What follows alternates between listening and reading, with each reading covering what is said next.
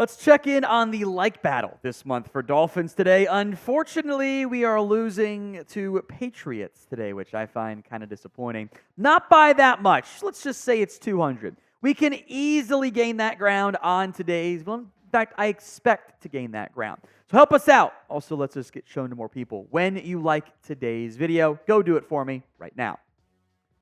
Let's talk draft here. Could Jared Verse, the Florida State pass rusher, be an option for Miami in round one? He is reportedly, quote-unquote, under consideration for Miami's first-round pick, according to PFN's Adam Beasley. Now, Verse has been productive in his time at Florida State after transferring from Albany, blowing everybody's expectations out of the water with a fantastic appearance and really no signs of drop-off. More on that in a minute. The pressures did go up this year. That is a very good sign in terms of his overall impact. The concern I have here for Verse is I think he tends to be a gap shooter in the run game, which isn't necessarily a bad thing, but I think he can be more of an anchor from that perspective as well. His pressures did go up. His pressure rate only jumped by about a percentage. He simply played more snaps in 2023 than he did in 2022. There were also games he was kind of MIA at times. He really got going late in the year, was dominant down the stretch for Florida State. Go watch the Florida game, and then I think the Louisville game too. He was awesome, but he kind of disappeared for a couple games this season. But he is a fantastic athlete, and it's a nice blend of traits and experience and production, and that's why he will be a first-round pick in this year's NFL draft. Athletic comps, Ryan Kerrigan's been a pretty fun one. He's not quite as athletic as like Jadeveon Clowney is, but I think upside as a number 2 pass rusher who can get you probably around 9 sacks in the NFL is very reasonable. My biggest concern specifically for Miami is this. Do you need another first-round edge? Do you have to invest that type of positioning? You have Jalen Phillips. You have Bradley Chubb. You signed Shaq Barrett. Now, in theory, that makes Barrett edge 4, and that's fine. It gives you a cover in the case that Phillips and Chubb aren't healthy. But those guys aren't going to go anywhere anytime soon. So Verse might very well be among the BPA, the best player available options for Miami in round one. But is another investment at edge, which really is kind of 3 first-round picks. Traded one for Bradley Chubb, drafted Jalen Phillips. Now you're drafting Jared Verse with the other guys all having been paid already. That is a little rich for my blood. So what would you do? Would you draft Jared Verse in round one? It is today's pinned comment, so if the ad comes, cool, ignore it, go vote instead of the pinned comment. Y for yes, N for no.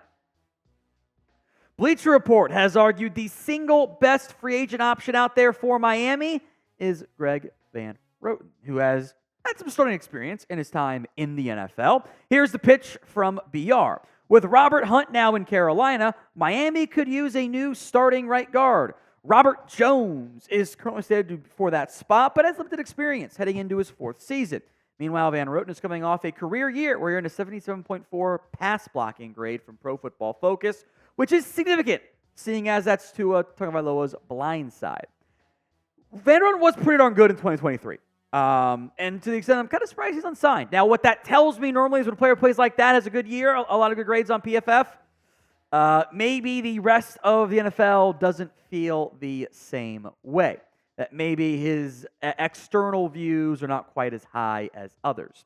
Now, Miami has kept in touch with offensive guard options, saying, hey, we'll check in again post-NFL draft. We'll see where we're at. I think that makes sense.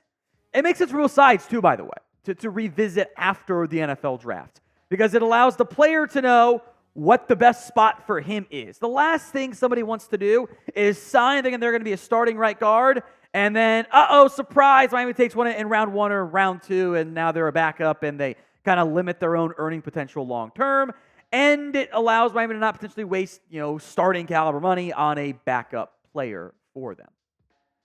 More conversation to come on trading down in the NFL draft and on the offensive line and Van Roten.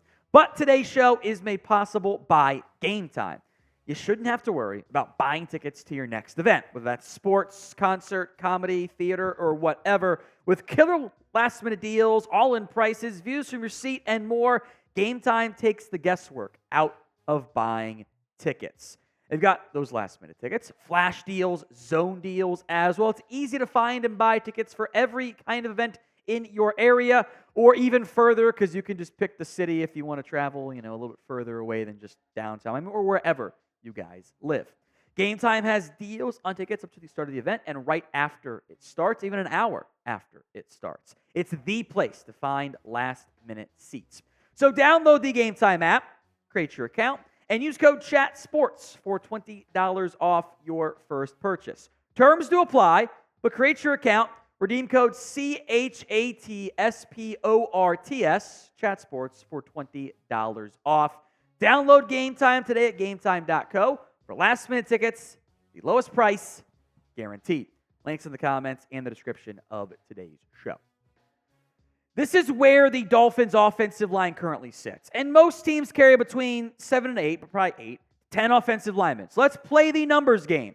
Teron Armstead, Isaiah Wynn, Aaron Brewer, probably Robert Jones, Austin Jackson, Kendall Lamb, I think Liam Eichenberg, maybe Lester Cotton. Let's say that puts him at 7.5. I think Jack Driscoll as well. There's 8.5 maybe offense linemen, a minimum 8, but you're probably looking for 1 or 2 more to fight for a role. Maybe that is Ryan Haynes, who's a late-round pick last year. Maybe it is Keon Smith. I think interior-wise, you're going to get to at least 15 overall, but most of those, a couple of those guys being UDFAs. So I think one more guard is in terms of making the roster, maybe starting, is what this Dolphins team is going to be looking for. So he fits if they still need help, but we'll know more once the NFL draft comes and goes. So what do you think is the biggest need left for the Miami Dolphins? Go ahead and sound off for me in the comments section right now. Staying here with the draft, could Miami trade down in the first round? That was the argument from ESPN's Bill Barnwell. I think this does make some sense. This team is light on draft capital. The roster is getting expensive, which, by the way, is a good thing. It means you have good players on your team, and you've invested and you've drafted and or traded in some cases for players well. But you can't afford every single player, even if the cap is fake to an extent. You have to backfill with cheap players. Extra draft picks is a great way of going about doing that. Here's what Bill Barnwell argued for ESPN. The Dolphins need to start stacking up some cost-controlled talent to support what is becoming an extremely expensive core. They're also down their third-round pick from the 2020 tampering case.